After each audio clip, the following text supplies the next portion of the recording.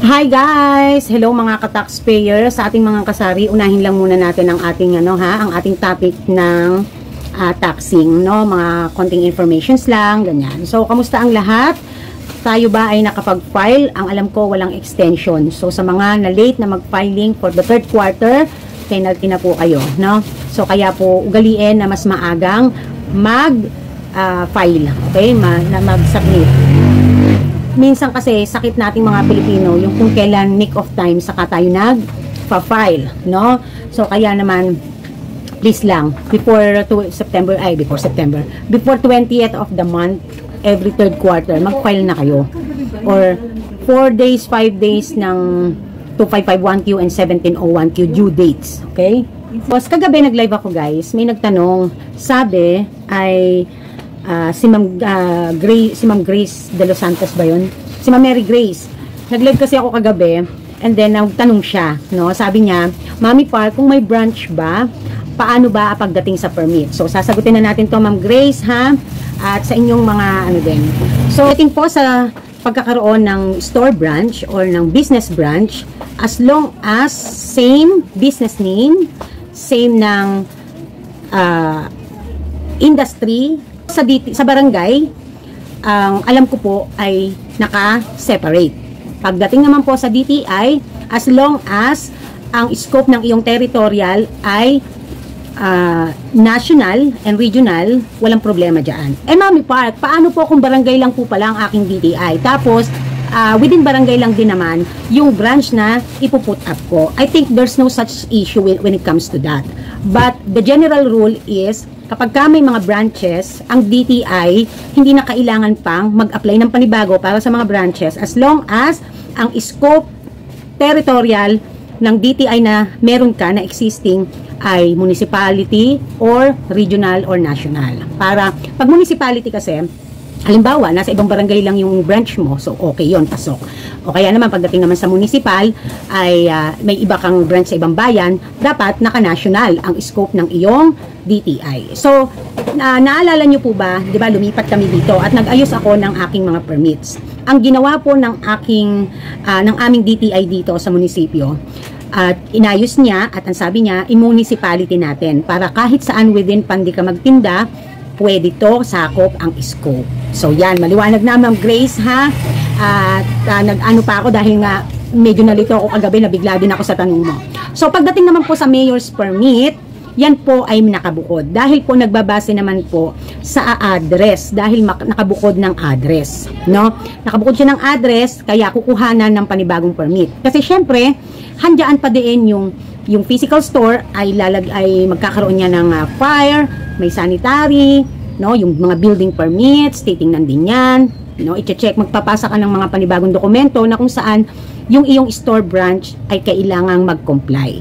So pagdating naman po sa BIR, kailangan din po na bagong COR or Certificate of Registration, meaning to say, i-apply mo pa rin ang branch. Kasi pagdating po sa branch, again, parang katulad naman ng munisipyo, nasa ibang naman siya kasi nasa ibang area.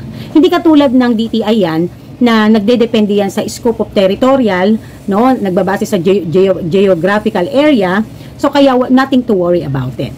Pero, i-apply po ang bawat branch kung nasa ibang lugar na iba ang address, i-apply pa rin po ng COR. At same as, mayor's permit. So, pagdating naman po sa filing, no? Pagdating sa filing, may sarili din po yung libro. At pagdating naman po sa declaration ng tax due, yan po ay professional na ang kunin nyo ng mga bookkeeper. Wala akong legit or credibility na sabihin or ituro sa inyo kung paano. Gawa po kasi ng hindi ko siya forte.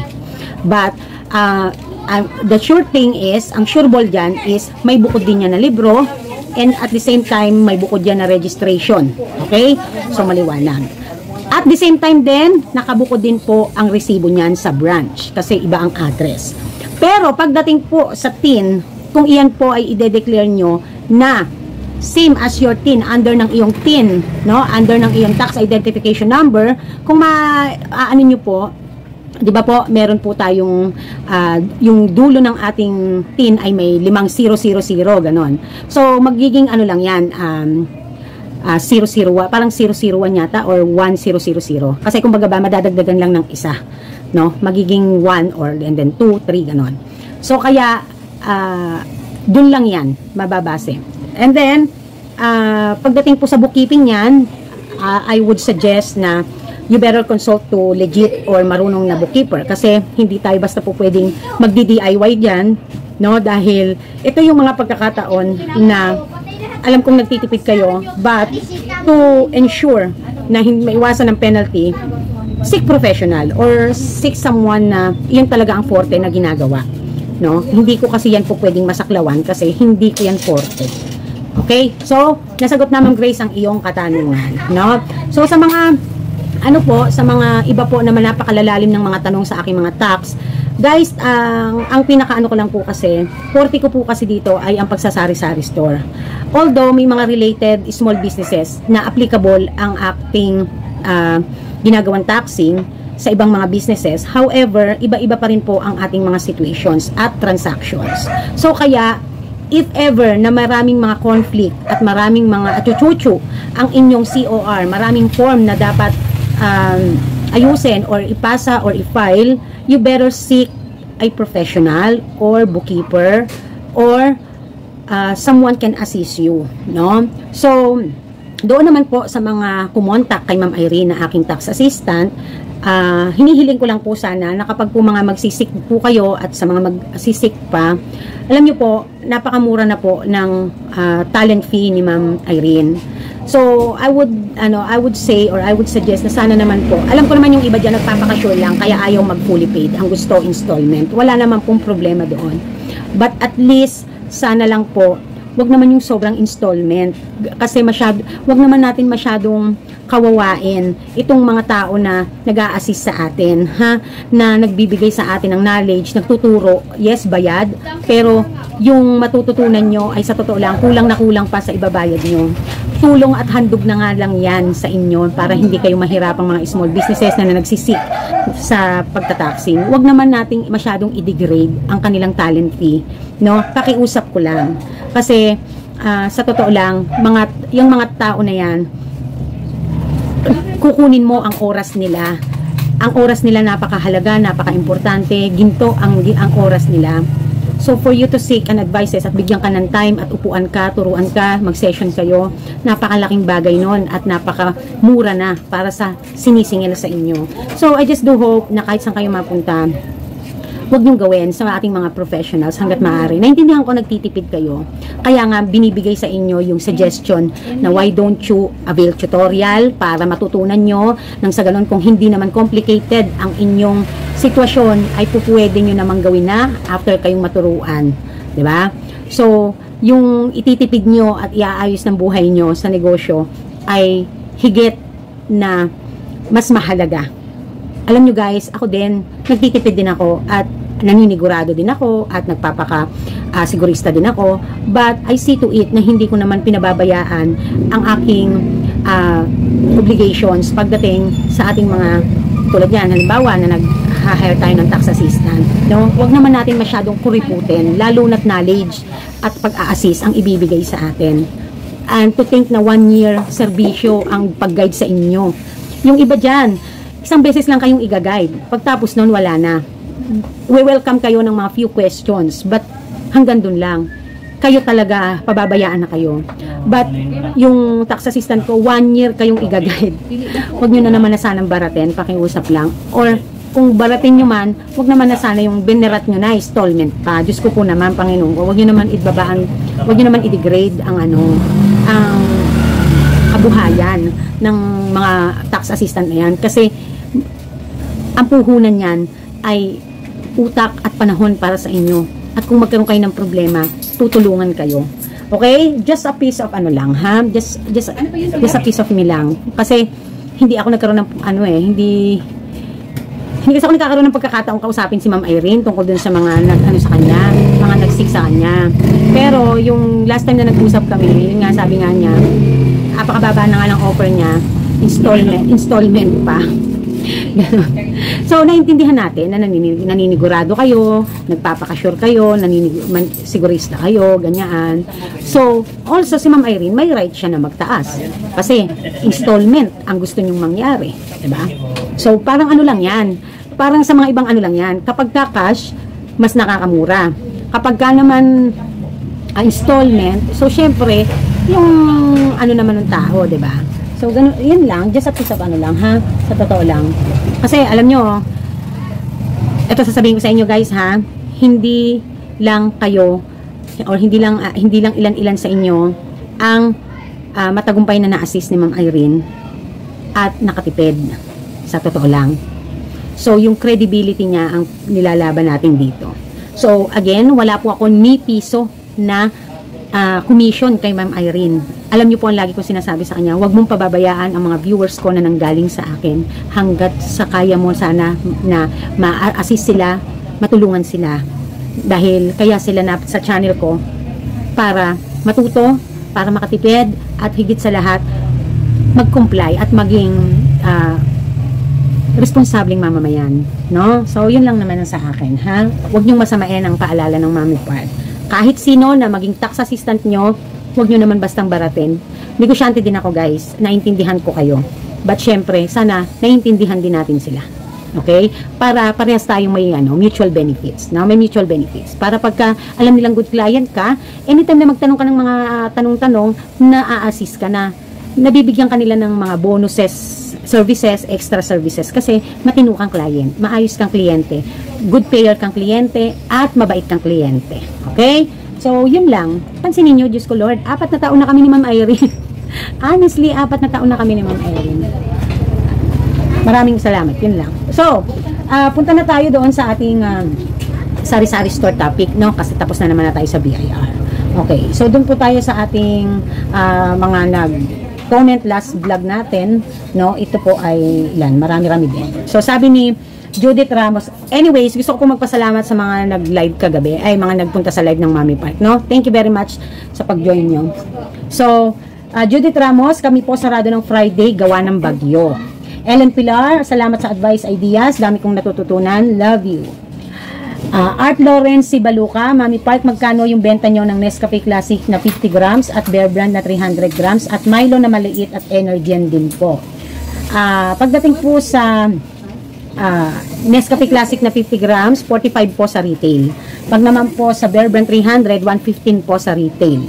Pagdating naman po sa Energien, 10 piso sa retail. Okay, so hindi ko na po sasabihin ng wholesale, ha. And then, tama po, Mami, Juanito San Mateo, tama po, Mami, kami kahit tulog, may nanggigising para mangutang lang ng bigas at ng ulam. O, Diyos ko po, kay liit na nga ng hanap buhay ng ating Sir Juanito, nauutangan pa. So, Sir Juanito, again, hindi ko inaano, pero eventually magiging sakit mo yan ng ulo. So, as much as you can, ngayon pa lang, lagyan mo na ng limitations at hanggat maaari, huwag ka na lang magpautang. Kasi, tandaan nyo po, mas mahirap ang maningil kesa magpautang. No? Mabilis tayo magpautang. At mas mahirap ang makabawi at makaroli. Pag-ingatan nyo po. Okay? Langgani Channel, sabi ni Langgani Channel, Mami Park, sa'yo talaga ako umaasa kung anong tumataas na paninda. Salamat po, watching from Davao del Sur. At talagang dami kong natututunan sa'yo, Mami Parks. Pa-wash out next vlog. Wash out talaga. Sinasadya daw niya na wash out yung imbis na shout out para daw matawa ako. Kagabi nasa live to No? At ang dami din itong hanas eh. Salamat po and God bless to all kasari at mga grocery store. So far wala pa naman kung ano. Ang last time nga ay yung mga Procter & Gamble products, mga Tide, no, mga tataas. Nasabi na ng Mami pa. Winnie 07 watching here, Mami Park. Teresita Baron, correct, Mami Park. Ang tumal at ang dami ng may tindahan, pero laban lang, malapit nang matapos ang aking pangatlong tindahan. Kagabi nasa live din si Ma'am Teresita. And syempre si Lord Z Vlog. So maraming salamat sa inyo. At ang next video natin ay syempre, ano nga ba ang regalo sa atin ni Daddy Park kahapon, no, October 25 sa aming 7 years, no, sa aming 7th anniversary. So na-share ko lang naman kasi 'di ba kagabi nasa vlog ako. So yun, share ko lang. So halo-halong topic to, no, kasi may BIR tayo, may sari-sari store shout out, and advices. So guys, ito yung pahabol niya. Yung mantika. So, di ba nung nakaraan, 2 box lang yung nakuha niya kasi naubusan. Nagpa-reserve kami, kumuha si daddy ng 4 na box na mantika. Ang daming regalo ng daddy park nyo. 4 na mantika ulit na box. So, bali in total, 6 box ng mantika. At saka, isang plastic ng Jenny's. Alam nyo, ang isang bundle nito, 800. Ayan.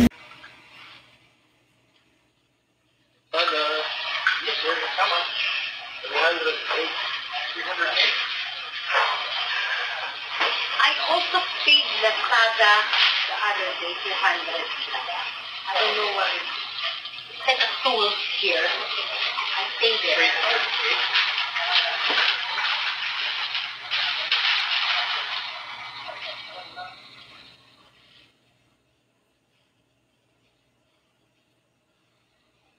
Okay na ba si Ma'am Shabi? Okay na. Ito na ba ito sa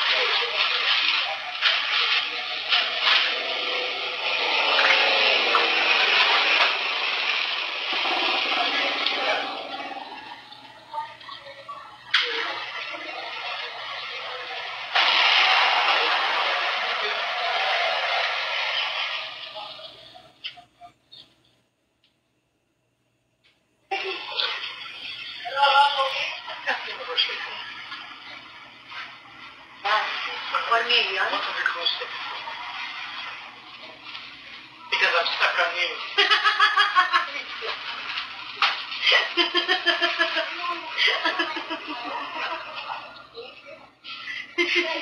Look at it. I hate you. What did you get for your anniversary? A whole bunch of stuff.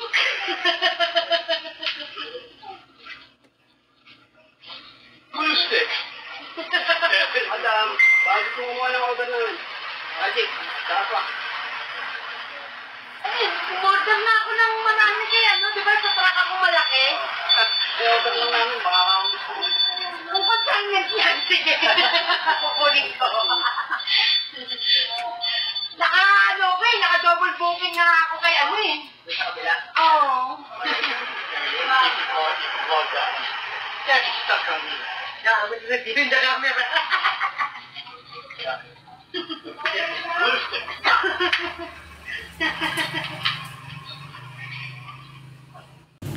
At ang pinakahuli, ito. Ito ang ating bubuksan. Stick with you. Not a feeling na. Ayan na, buksan na natin. Naku po, Diyos ko, hindi na talaga ako makakawala sa daddy part nyo. Stick with you talaga. 100 pieces na glue stick. Ang regalo ng daddy part nyong pahabol at yung mga mantikang. Ayan, tsaka chicharon. So, yan. No, ang sarap magregalo. Sana ganito yung mga nagre-regalo sa inyo pagka mga kasarian. Yung mga asawa natin. Puro paninda. Diba? So, yan. Ang dami. Kasi ang bili nito guys sa amin. Ang dami. Oh. Ang taray. Diba?